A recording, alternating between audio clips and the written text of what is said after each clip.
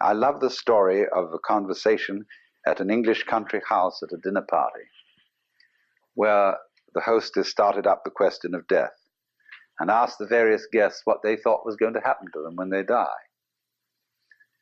And some thought about reincarnation, and others thought about various kinds of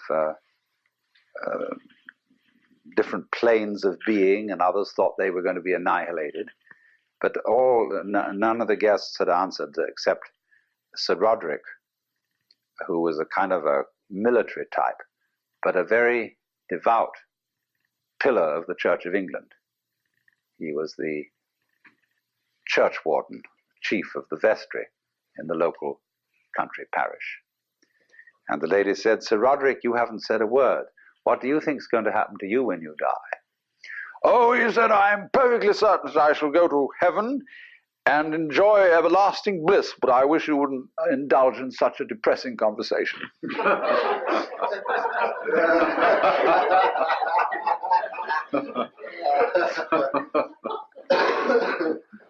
That's true, isn't it? Death in the Western world is a real problem. We hush it up. We pretend it hasn't happened. Our morticians, who are very smart commercial operators, know exactly what's expected of them. And they make death just awful by pretending it doesn't happen. See what happens. You go to a hospital and you're at the end. You've got terminal cancer. And all your friends come around and they wear false smiles and they say, "Cheer up, you'll be all right. In a few days from now, you'll be back home and we'll go out for a picnic again." The doctors have their bedside man. You see, a doctor is absolutely helpless with a terminal case because a doctor is, by social definition, a healer. And he's not allowed to help you die. He's out of role. Even though, I mean, he may sneak behind the rules and do it, but he's got to heal you. So he's going to keep you indefinitely on the end of tubes and all kinds of things, while there's a certain grave demeanor to all this, and all the nurses are so pleasant and so totally distant because they know this is death. And they mayn't be frank with you. That's why they feel distant. It's not that they're not concerned. It's not that they're heartless people, but that they just don't know how to be frank, like lots of people when they meet a drunk. They don't know what to do with a drunk. Because he's not behaving right. So when you're dying, you're not behaving right. You're supposed to live. See, so we don't know what to do with a dying person. We don't get around that person and say, listen, man, I've got the news for you. You're going to die. And this is going to be great. Look, no more responsibilities. Don't have to pay those bills anymore. Don't have to worry about anything. You're going to just die. And let's go out with a bang. Let's have a party, see? We'll put some of that morphine in you so that you won't hurt too much. But we're going to prop you up in bed, and we're going to bring all our friends around, and we're going to have champagne, and you're going to die at the end of it, see? And it's going to be just marvelous. It's like being born, see? When we had birth problems, see, all women used to think that birth had to be painful. It was good for them. It was one of the things you had to suffer because you'd been screwing around with people, and therefore you had to have a child, and it's got to hurt. And then the doctors got together and they scratched their heads, and the man called Grantley Dick Reed said, "No, birth doesn't hurt, it's natural." All we've got to do is to talk these women into the idea that it doesn't hurt, that all these so-called pains are just tensions, and that birth is great. It's not a disease. It's not really something you ought to go to hospital for, because you associate hospitals with diseases and sickness. Birth isn't sickness. All right, now let's do some new thinking. What about death? Is death sickness? Or is it a healthy, natural event like being born? Of course it is.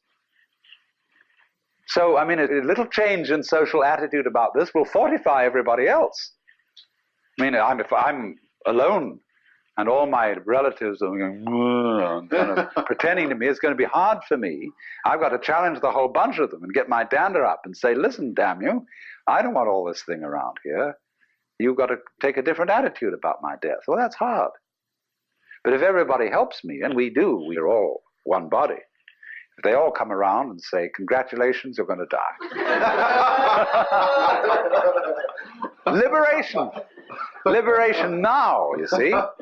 Because just before you die, I mean, look, I know very well a skillful priest handling a person dying can do this for them. But he has to talk very, very, very straight. And he has to say, listen, these doctors, don't you pay any attention to them. They're trying to amuse you and deceive you. You're going to die. This isn't terrible. But it's just going to be the end of you as a system of memories. And so you've got a great chance right now, before it happens, to let go of everything. Because you know it's going to go, and it is going to help you. It's going to help you let go of everything. So if you have any possessions left, give them away. Give everything away. And if you have anything to say that is you felt that you ought to say before you die, and that you're kind of hanging on to and it's bothering you, say it. I mean, I don't mean necessarily a last confession, but say it said that Adlai Stevenson, shortly before he died, said that he had been making a monkey of himself because he didn't agree with the government's policy about something or other. You know, he had to get that off his chest because he had a little thought in the back of his mind that things were catching up with him. You see? So the moment comes when this thing called death has to be taken completely, not as some ghastly accident, something that all the friends are going to stay away because you're awful. I mean, sometimes people, when they die, are in a very unpleasant physical condition. They don't smell good, they don't look good, and so on. But an enormous amount can be done with scientific methods to make things reasonably tidy from a purely sensory point of view. But the main thing is the attitude, that death is as positive as birth and should be a matter for rejoicing, because death is the symbol of the liberation. There is a wonderful saying that Ananda Kumaraswamy used to quote: I pray that death will not come and find me still unannihilate. In other words, that man dies happy if there is no one to die. In other words, if the ego has disappeared before death caught up with it. But you see, the knowledge of death helps the ego to disappear, because it tells you you can't hang on. So what we need, if we're going to have a good religion around, that's one of the places where it can start. Having, I don't know, well, nowadays I suppose they'd call it the Institution for Creative Dying.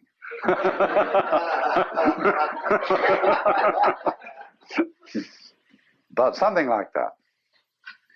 And you can have one department where you can have champagne cocktail party to die with, another department where you can have glorious religious rituals and priests and things like that, another department where you can have psychedelic drugs, another department where you can have special kinds of music, anything, you know. All these arrangements will be provided for in a hospital for delightful dying. But that's the thing, to go out with a bang instead of a whimper.